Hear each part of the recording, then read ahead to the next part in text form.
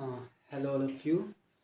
आज हम डिस्कस करेंगे क्लास टेंथ का एक चैप्टर, क्लास टेंथ का चैप्टर फर्स्ट फिज़िक्स का, जो कि है इलेक्ट्रिसिटी। इलेक्ट्रिसिटी में कुछ टॉपिक्स है जो हमें कवर करने हैं। पहले उन टॉपिक्स के बारे में हम थोड़ा सा जान लेते हैं कि यहाँ हमें क्या क्या चीज़ें पढ़नी है। सबसे पहले हमें यहाँ पे चार्जेस के बारे में पढ़ना है, उसके बाद इलेक्ट्रिक पोटेंशियल्स के बारे में पढ़ना है कि इलेक्ट्रिक पोटेंशियल क्या होता है। फिर हम आगे पढ़ेंगे पोटेंशियल डिफरेंस। उसके बाद आगे हम पढ़ेंगे करंट्स के बारे में, ओम्स लॉ पढ़ना है, रेजिस्टेंस पढ़ना है, रेजिस्टिविटी पढ़ना है। ये कुछ टॉपिक्स है जो हमें डील करने हैं। स्टार्ट करते हैं अपने चैप्टर को। जो चैप्टर हमारा स्टार्ट होता है वो सबसे पहले कुछ बेसिक डिफिनेशंस के साथ है। इसमें जो सबसे पहला बेसिक डिफिनेशन है वो है अबाउट चार्जेस। चार्जेस के बारे में आपने पहले भी पढ़ा होगा कि चार्जेस किसी भी हमने जो क्लास 9th में एक चैप्टर पढ़ा था एटम्स, अगर वो चैप्टर आपको याद होगा तो वहाँ हमने चार्जेस के बारे में कुछ पढ़ा था कि कोई भी एटम पॉजिटिव और नेगेटिव चार्ज से मिल करके बना होता है। तो यहाँ पे जो पॉजिटिव चार्ज हैं वो उनको हम प्रोटॉन्स कहते थे, और जो नेगेटिव चार्ज पार्टिकल्स एटम के अंदर पाए जाते हैं उनको हम इलेक्ट्रॉन्स कहते थे। तो उसी तरह से वहाँ से हमने पढ़ा था कि ये एक नेचर होता है किसी मटेरियल का कि वो अपने ऊपर कुछ चार्ज पोजेस करता है। हर एटम जो है वो पॉजिटिव और नेगेटिव चार्ज से मिल करके बना होता है। तो वैसे चार्जेस जो हैं ये दो टाइप्स के होते हैं, पॉजिटिव होते हैं और नेगेटिव होते हैं। या ये पॉजिटिव चार्जेस हो सकते हैं या ये चार्जेस नेगेटिव हो सकते हैं। ओके, नाउ इसका एसआई यूनिट क्या है। चार्ज एक फिजिकल क्वांटिटी है और जितनी भी फिजिकल क्वांटिटीज है उन सब के एसआई यूनिट्स होते हैं। वेदर वो स्केलर फिजिकल क्वांटिटी होगी या वेक्टर फिजिकल क्वांटिटी होगी।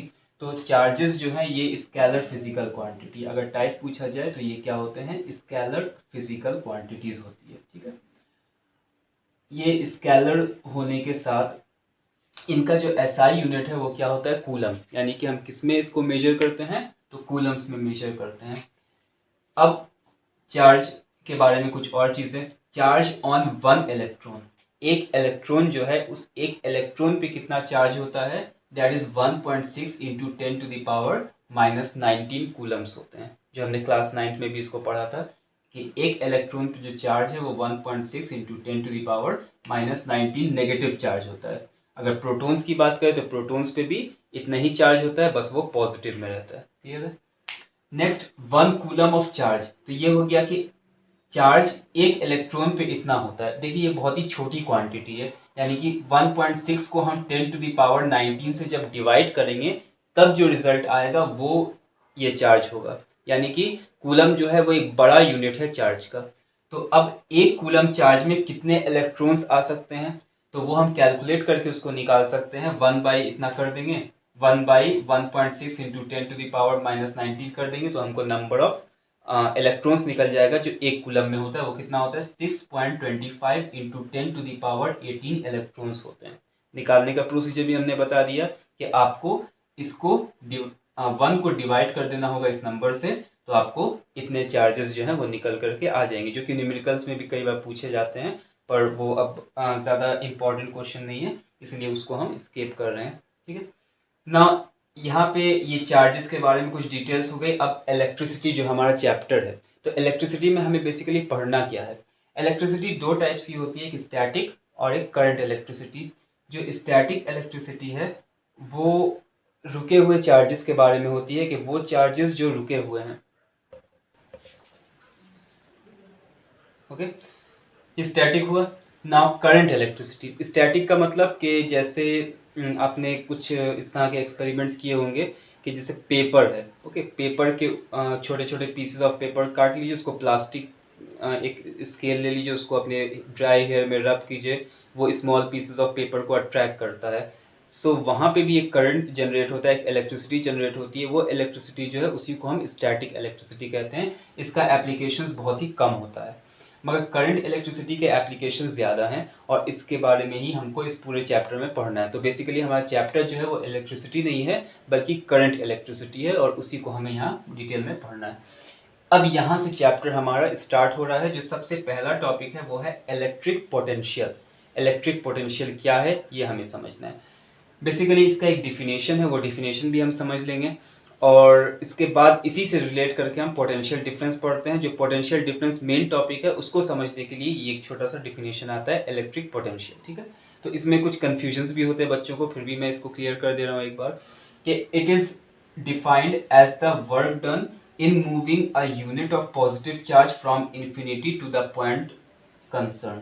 यानी किसी एक पॉइंट पर अगरचे हमको इलेक्ट्रिक पोटेंशियल पता करना है कि उस पॉइंट पे इलेक्ट्रिक पोटेंशियल क्या है, तो वो उसको हम किस तरह से डिफाइन करते हैं कि as the work done in moving a unit of positive charge. कोई एक पॉजिटिव चार्ज है जो कहाँ पे है, from infinity to that point, यानी कि एक पॉइंट पर इलेक्ट्रिक पोटेंशियल क्या होगा वो हमको निकालना है। बेसिकली इलेक्ट्रिक पोटेंशियल क्या है, यानी कि उस पॉइंट पर आने के बाद उसने जितना काम किया इन्फिनिटी से इस पॉइंट तक पहुंचने के लिए, इन्फिनिटी से यहाँ तक इस पॉइंट तक अगरचे हम एक पॉजिटिव चार्ज पार्टिकल को, यूनिट पॉजिटिव चार्ज पार्टिकल को किसी पॉइंट बी से उठा करके एक पॉइंट ए तक लाए, तो यहाँ पर आने के बाद उस चार्ज के अंदर कुछ पोटेंशियल पैदा हो जाएगा।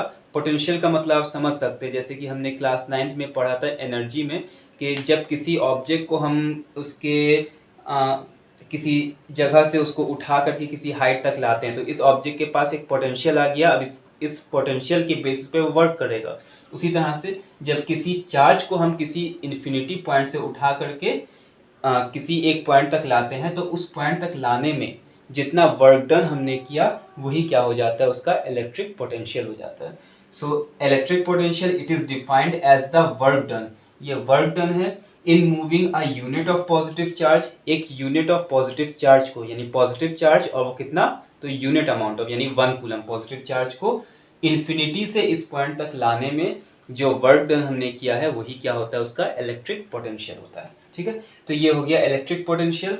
इसके वर्ड डिफिनेशंस को आपको याद रखना है सिर्फ सिंपली, और बहुत ज़्यादा आप जब बार बार इसको पढ़ते जाइएगा तो वो आपको खुद ही क्लियर हो जाएगा कि ये बेसिकली है क्या चीज़, ठीक है।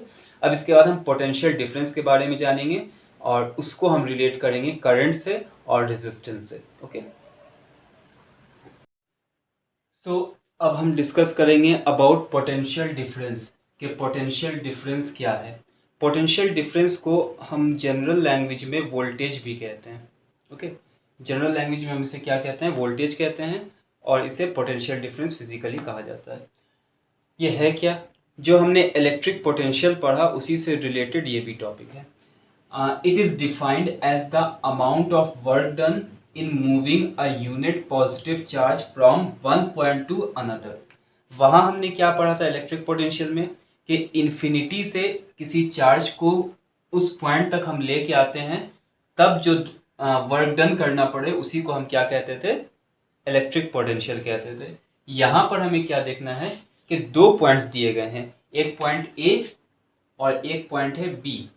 अब ए पॉइंट से बी पॉइंट तक जो हम लेकर, वहाँ पे ये ए पॉइंट इन्फिनिटी होता था, यहाँ पर क्या है कि ये ए पॉइंट भी हमारा नोन है, यानी कि यहाँ पर मान लीजिए कि उस चार्ज का कुछ पोटेंशियल, कुछ इलेक्ट्रिक पोटेंशियल है, बी पॉइंट पे भी इसका कुछ इलेक्ट्रिक पोटेंशियल है, तो ए से बी तक लाने में जितना हमने वर्क डन किया उसी को हम क्या कहते हैं, पोटेंशियल डिफरेंस कहते हैं। दूसरे टर्म्स में समझे तो दो पॉइंट्स के बीच का इलेक्ट्रिक पोटेंशियल का डिफरेंस, यानी यहाँ पर जो इलेक्ट्रिक पोटेंशियल है, मान लीजिए यहाँ पे 5 वोल्ट इलेक्ट्रिक पोटेंशियल है और इस पॉइंट पे 3 वोल्ट इलेक्ट्रिक पोटेंशियल है, तो इन दोनों इलेक्ट्रिक पोटेंशियल का डिफरेंस हम निकालेंगे तो कितना आएगा, 2V आएगा। तो वही 2V क्या बन जाएगा, पोटेंशियल डिफरेंस बन जाएगा। पोटेंशियल डिफरेंस को हम लोग सिंपल टर्म्स में क्या कहते हैं, वोल्टेज भी कहते हैं, ठीक है। इसके लिए डिफिनेशन को एक दिमाग में आपको रखना पड़ेगा, जितने भी डिफिनेशन हम पढ़ रहे हैं सबको आपको थोड़ा बहुत दिमाग में रखना पड़ेगा, और उसके जो फॉर्मूले हैं वो फॉर्मूले मेन होते हैं, क्योंकि हमको कैलकुलेशंस में इन्हीं की ज़्यादा ज़रूरत पड़ती है, ठीक है। सो पोटेंशियल डिफरेंस का जो फॉर्मूला है वो क्या है, work done by quantity of charge move, यानी कि क्वांटिटी ऑफ चार्ज को मूव करवाने में जितना काम करना पड़ा, अगर ये 1 हो जाएगा तो ये वर्क डन के बराबर हो जाएगा। वही डिफिनेशन कहता है कि जितना वर्क डन हमको करना पड़ा एक यूनिट चार्ज को मूव करवाने के लिए, इसको अगर 1 करते हैं तो नीचे 1 हो गया, यानी पोटेंशियल डिफरेंस तब वर्क डन के बराबर हो जाएगा। तो पोटेंशियल डिफरेंस जो है वो उस वर्क डन के बराबर है जब हम यूनिट चार्ज को मूव करवाते हैं। मगर चार्ज अगर 2 कूलम्स हो जाए तो हम उसको 2 से डिवाइड कर देंगे, 5 कूलम हो जाए तो 5 से डिवाइड कर देंगे। So potential difference equal to work done by quantity of charge move. इसी को हम पोटेंशियल डिफरेंस को कैपिटल V से भी डिनोट करते हैं। So capital V is equal to work done को हम W से डिनोट करते थे, W by Q। Q is what, quantity of charge move. ये कूलम्स में होगा और ये जूल में होगा। और तब 1 जूल पर कूलम को ही हम क्या कहेंगे, 1 वोल्ट कहेंगे। ये एक स्केलर फिजिकल क्वांटिटी है पोटेंशियल डिफरेंस, जिसका एसआई यूनिट क्या होता है, वोल्टेज होता है। ये सॉरी वोल्ट होता है। ये एक वोल्टेज फिजिकल क्वांटिटी का नाम है वोल्टेज, और इसका एसआई यूनिट क्या होगा, वोल्ट होगा, VOLT वोल्ट। ओके, अब ये जो है 1 वोल्ट, ये 1 वोल्ट किसके बराबर होगा, तो 1 जूल पर कूलम के बराबर होगा। फॉर्मूले से बना है 1 जूल बाई कूलम, तो जूल बाई कूलम को हम क्या कहते हैं, ये 1 वोल्ट कहेंगे। So 1 volt is equal to 1 joule by coulomb. Now it is measured by voltmeter. अब किसी सर्किट में हमको मेजर करना है कि कितना वोल्टेज है, तो उसको मेजर करने के लिए एक डिवाइस का इस्तेमाल करते हैं, एक इंस्ट्रूमेंट यूज करते हैं। वो इंस्ट्रूमेंट क्या है, वोल्ट मीटर है। याद रखना होगा, वोल्टेज से वोल्ट मीटर याद रहेगा आपको। तो वोल्टेज मेजर करने के लिए हम किसका इस्तेमाल करते हैं, वोल्ट मीटर का यूज करते हैं। Volt meter is a high resistance device. ये एक हाई रेजिस्टेंस डिवाइस है। अब हाई रेजिस्टेंस का मतलब क्या होता है, रेजिस्टेंस को हम आगे पढ़ने वाले हैं बेसिकली। रेजिस्टेंस का मतलब होता है रुकावट पैदा करना करंट के फ्लो में। जनरली भी हम लोग इस टर्म को यूज करते हैं रेजिस्टेंस को। तो अभी समझ लीजिए कि हाई रेजिस्टेंस डिवाइस जो होती है उसमें से करंट कम बहता है, ठीक है। तो जो डिवाइस का रेजिस्टेंस हाई होगा उसमें करंट कम बहेगा। और अभी याद रखना होगा कि वोल्ट मीटर जो है ये एक हाई रेजिस्टेंस डिवाइस है, और क्योंकि ये हाई रेजिस्टेंस डिवाइस है इसीलिए इसको सर्किट के पैरेलल लगाया जाता है। हम दो तरह से लगा सकते हैं किसी भी डिवाइस को, या सीरीज में लगा सकते हैं या पैरेलल लगा सकते हैं। तो इस डिवाइस को, वोल्ट मीटर को हम क्या करेंगे, पैरेलल प्लेस करेंगे सर्किट के, और ये एक हाई रेजिस्टेंस डिवाइस है। कुछ पॉइंट्स हम इसलिए लिखवा देते हैं, जितना हम नोट्स लिखवा रहे हैं ये नोट्स आपके लिए इनफ है। आपको पूरी बुक ऑलमोस्ट कवर हो जाएगी, पूरे चैप्टर कवर हो जाएंगे आप अगर इन नोट्स को फॉलो कीजिएगा। सो इस नोट्स को आप नोट डाउन कर लीजिए। नेक्स्ट जो है हम किसके बारे में पढ़ेंगे, इलेक्ट्रिक करंट्स को पढ़ेंगे। तो फर्स्ट नोट इट। ओके, तो अब इलेक्ट्रिक करंट को हम देखते हैं। इलेक्ट्रिक करंट क्या है, it is the flow of electric charges per unit time. It is the flow of electric charges per unit time, यानी एक यूनिट टाइम में कितना इलेक्ट्रिक चार्ज फ्लो करता है उसी को हम क्या कहते हैं, इलेक्ट्रिक करंट कहते हैं। ओके, इसका एसआई, ये एक स्केलर फिजिकल क्वांटिटी है। फिर से अभी तक हमने तीनों जो क्वांटिटीज पढ़ी है, चार्ज हो चाहे वो वोल्टेज हो चाहे करंट हो, ये सब की सब क्या है, स्केलर फिजिकल क्वांटिटीज ही हमने पढ़ी है। इसका एसआई यूनिट क्या होता है, एम्पियर होता है। ये एक स्केलर फिजिकल क्वांटिटी है जिसका एसआई यूनिट क्या है, एम्पियर है, याद रखना पड़ेगा। It is measured by ammeter, और हम जैसे कि वोल्टेज को मेजर करने के लिए वोल्ट मीटर का यूज करते हैं, तो करंट को मेजर करने के लिए हम क्या यूज करेंगे, एम मीटर का इस्तेमाल करेंगे। जैसे हमने वोल्ट मीटर के बारे में पढ़ा था कि वो एक हाई रेजिस्टेंस डिवाइस है, उसी तरह से एम मीटर जो है ये एक लो रेजिस्टेंस डिवाइस है, ठीक है। वोल्ट मीटर क्या है, हाई रेजिस्टेंस डिवाइस है, और एम मीटर क्या है, लो रेजिस्टेंस डिवाइस है। Ammeter is connected in series with circuit, और इसको सर्किट में सीरीज में लगाया जाता है। जैसे कि हमने वोल्ट मीटर के बारे में पढ़ा कि उसको पैरेलल लगाया जाता है, और पैरेलल क्यों लगाया जाता है, क्योंकि वो हाई रेजिस्टेंस डिवाइस है, ये बात याद रखिएगा। कभी कभी पूछा जाता है कि वोल्ट मीटर को हम पैरेलल क्यों लगाते हैं, क्यों, क्योंकि वो एक हाई रेजिस्टेंस डिवाइस है। और इसको हम सीरीज में क्यों लगाते हैं, क्योंकि ये क्या है, लो रेजिस्टेंस डिवाइस है। तो इतनी सीरीज में कैसे लगाया जाता है वो भी आप देख लीजिए, कि जैसे इसका हमको करंट मेजर करना है तो एम मीटर को उसके पहले हम लगा देंगे या उसके बाद में लगा देंगे, मगर उसी लाइन में रहेगा। और वोल्ट मीटर को हम पैरेलल कैसे लगाते थे, जैसे एक आपको इसका करंट मेजर करना है, इस बी से सी के बीच का आपको पोटेंशियल डिफरेंस मेजर करना है, तो वोल्ट मीटर को हम यहाँ पे लगाएंगे, उसके दोनों एंड्स को कनेक्ट कर देंगे और यहाँ पे उसको ऊपर में, यानी कि इसके पैरेलल आ जाए, तो ये हो गया पैरेलल प्लेसिंग। और यहाँ पे क्या लगा हुआ है, एम मीटर जो है वो सीरीज में होता है और वोल्ट मीटर जो है वो इस तरह से होता है। अब ये एम मीटर जो, ये एम्पियर जो है, ये एम्पियर एक बड़ा यूनिट है, तो उसका कुछ छोटे यूनिट्स भी होते हैं जैसे कि मिली एम्पियर। तो एक मिली एम्पियर, ये मिली है, MILI हमने लिख दिया है कि 1 milliampere is equal to 10 to the power -3 ampere के इक्वल होता है। यानी कि 1 मिली एम्पियर जो है उसको 1 को जब हम डिवाइड करेंगे 1000 से, तब जो हमको मिलेगा वो क्या होगा, 1 मिली एम्पियर होगा। इसको माइक्रो पढ़ते हैं, ये म्यू लिखा हुआ है, यू टाइप के शेप में है, इस तरह से हम लिखते हैं, ये म्यू कहलाता है। सो 1 माइक्रो एम्पियर, इसको हम माइक्रो एम्पियर के लिए यूज करते हैं। 1 microampere is equal to 10 to the power -6 amperes के इक्वल होता है। यानी कि 1 को जब हम डिवाइड करेंगे कितने से, 10 टू द पावर 6 से, तब हमको जो रिजल्ट मिलेगा वो क्या होगा, 1 माइक्रो एम्पियर होगा। ठीक है, इन चीज़ों को नोट कर लिया जाए। अब हम आगे बढ़ेंगे।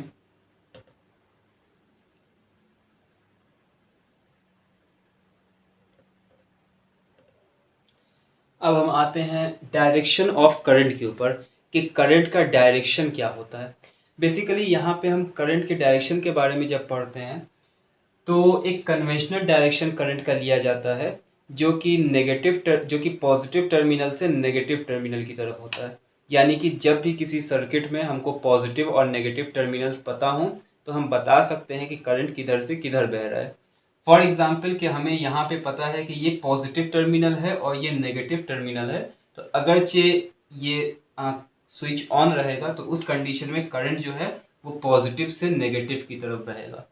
एक चीज यहाँ याद रखिएगा कि इलेक्ट्रॉन्स जो है वो नेगेटिव से पॉजिटिव फ्लो करते हैं और करंट जो है उस इलेक्ट्रॉन के डायरेक्शन के अपोजिट डायरेक्शन में फ्लो करता है। ये बात आप याद रखिएगा कि जब भी हमें करंट का डायरेक्शन लेना होगा तो उसके लिए हमें ये चेक करना होगा कि इलेक्ट्रॉन्स कैसे फ्लो कर रहे हैं। बेसिकली फ्लो ऑफ इलेक्ट्रॉन्स को ही हम इलेक्ट्रिक करंट कहते हैं, मगर इलेक्ट्रिक करंट का डायरेक्शन जो कन्वेंशनली यूज हो रहा है, परंपरागत तौर से जो इस्तेमाल हो रहा है, वो क्या है, इलेक्ट्रॉन्स के फ्लो के अपोजिट डायरेक्शन में ही इसको हम लेते हैं। ठीक है, तो जब भी आपको पता चल गया कि पॉजिटिव टर्मिनल और नेगेटिव टर्मिनल कहाँ है, तो आप बता सकते हैं कि करंट का डायरेक्शन क्या होगा, पॉजिटिव से नेगेटिव। अगर आपको ये दिया हुआ है कि इलेक्ट्रॉन्स इस डायरेक्शन में फ्लो कर रहे हैं तो आप कह सकते हैं कि करंट किधर फ्लो कर रहा है, उसके अपोजिट डायरेक्शन में हमको ले लेना होगा करंट के फ्लो को। क्लियर है ये? अब हम आते हैं सर्किट डायग्राम की तरफ। सर्किट डायग्राम का मतलब क्या हुआ कि एक सर्किट हम बनाना सीखेंगे और उस सर्किट में हम कुछ सिंबल्स का इस्तेमाल करते हैं, उन सिंबल्स की मदद से हम सर्किट को बनाते हैं, क्योंकि फिजिक्स में हमको डायग्राम को सिंपल रखना है, जिसकी वजह से हमको कोई भी चीज़ को, किसी भी गैजेट को अगर शो करना है, किसी भी अप्लायंस को दिखाना है, तो उसको हमको इस तरह से बनाना होगा कि बहुत ही सिंपल उसका फिगर हो जाए। तो अगरचे आपके पास एसचंद बुक है तो उसमें बहुत से सिंबल्स दिए हुए हैं, एनसीईआरटी में भी इवन सिंबल्स दिए हुए हैं। उन सारे सिंबल्स को एक बार आप पढ़ लीजिएगा तो आपको क्लियर हो जाएगा कि किसके लिए हम लोग क्या यूज़ करते हैं। जब हमको वायर शो करना होता है तो स्ट्रेट लाइन शो करते हैं, कर्व लाइन आप शो नहीं कर सकते वायर्स के लिए। क्लियर है? दूसरी बात यह है कि एमीटर अभी हमने देखा था, वोल्ट मीटर अभी देखा था। ये जो आप देखते हैं इसे हम रेजिस्टेंस कहते हैं, रेजिस्टर्स कहते हैं। रेजिस्टर्स का कोई भी एक डिवाइस हो सकता है, वहाँ पे कोई भी डिवाइस है, अगरचे वो उसका हमको नाम नहीं पता है तो उसको हम रेजिस्टर के तौर पे यूज़ कर सकते हैं। हालांकि जो हम लोग साइंस में प्रैक्टिकल करते हैं तो वहाँ पे रेजिस्टर्स आपको अलग अलग माप के मिलते हैं, उसको हम आगे पढ़ेंगे। बल्ब का ये फिगर होता है। स्विच को हम इस तरह से बनाते हैं, स्विच का अलग फिगर भी होता है, इस तरह से भी स्विच को बनाया जाता है, क्लोज और ओपन स्विच को। ये ओपन स्विच है और इसको अगर हम क्लोज करना चाहें तो वो इस तरह से क्लोज हो जाएगा, यानी कि अब ये करंट इसमें से फ्लो करेगा, अब इसमें से करंट फ्लो नहीं करेगा। तो ये ओपन स्विच है, अगर इसको क्लोज करना हो तो यहाँ पे एक डॉट दे देंगे तो ये क्लोज हो गया। अब करंट फ्लो करने लगेगा और करंट जब फ्लो करेगा तो बल्ब भी ग्लो कर जाएगा। इस तरह से आप बल्ब को ग्लो कर सकते हैं। ये कुछ सिंबल्स है जो आपको दिए गए हैं किताब में, उसको सिंबल्स को एक बार आप ठीक से पढ़ लीजिएगा। और सर्किट डायग्राम बनाने को आता है, जिसमें क्या क्या आपको डालना है वो डाल करके आपको एक सर्किट डायग्राम बनाने को आ सकता है। तो उस चीज़ पे आप एक दो बार प्रैक्टिस कीजिएगा, हो जाएगा। बहुत ही सिंपल चीज़ होती है ये। तो यहाँ तक हमने सर्किट डायग्राम तक पढ़ा है। किन किन टॉपिक्स को कवर किया एक बार फिर से हम रिमाइंड करें कि आज हमने कवर किया चार्जेस क्या होते हैं, इलेक्ट्रिक पोटेंशियल क्या होता है, पोटेंशियल डिफरेंस क्या होता है, इलेक्ट्रिक करंट क्या होता है, और उसके बाद हमने पढ़ा डायरेक्शन ऑफ करंट क्या है और सर्किट डायग्राम। में 6 टोटल टॉपिक्स हमने कवर किए हैं। उसके नोट्स को भी मैं कोशिश करूंगा कि आप तक पहुंचा दूं, और या एंड ऑफ द वीडियो में हम उसको डाल देते हैं और उसे आप नोट डाउन कर लीजिएगा एक सिरे से, तो आपको आगे चैप्टर बढ़ने में आसानी होगी। जहाँ तक हमने पढ़ा है इसके बेसिस पे आपको जो क्वेश्चंस मिलते हैं उन क्वेश्चंस को अभी से ट्राई करने स्टार्ट कर दीजिए। जो नहीं बनते हैं उसके लिए टेंशन नहीं लेना है, फिर हम बनाएंगे, उसको सॉल्व करेंगे, मगर जो क्वेश्चंस बन जाते हैं उन्हें बना लीजिए। Okay, thank you.